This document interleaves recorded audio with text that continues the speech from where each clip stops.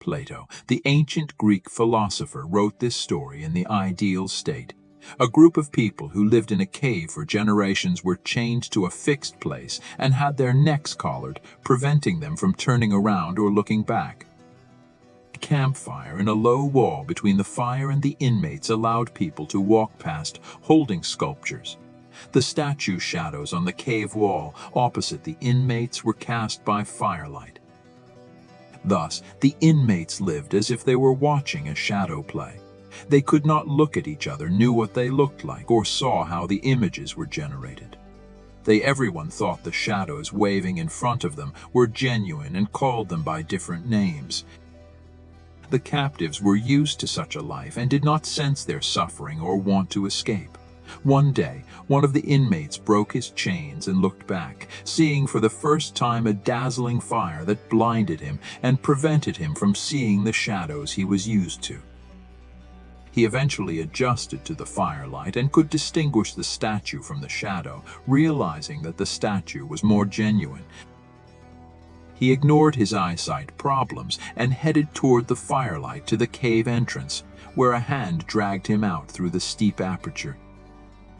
When he saw for the first time what was genuine in the sunlight, he was once again dazzled, and it was far more terrible than when he had seen the firelight earlier. So he had to adapt to life outside the cave step by step, first looking at the shadows under the sun, then at the reflection in the water, then up at the stars and moon, and finally at the great sun, where he realized that the sun caused the seasons and the years, and that it ruled the world. Coming out of the cave, this prisoner looked back and regretted his fellow hostages. Only the wisest of these captives could catch passing shadows, memorize their shapes, and speculate on the future. But he was still a misery. Knowing the truth will lose the cave's honors and benefits, and never want to return as a prisoner. The prisoner returned to the cave to release his colleagues. He couldn't adapt to living in the dark after returning from the light.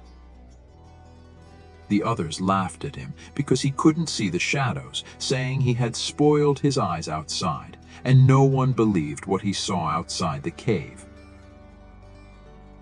He had to argue with them about illusion and truth, idols and archetypes, which furious the people who wanted to kill him. Plato compared the captives in the cave to the world, accepting appearances for truth and fallacies for reality. Philosophers are the cave escapees. Liberation is costly and hard, but they see the actual world instead of living in darkness. Although the prisoner who came out of the cave failed to aid his fellow inmates, he is noteworthy since he saw the genuine and experienced true bliss. His failure was because the light could not adjust to the darkness. His comrades are pitiful because they failed to escape the darkness.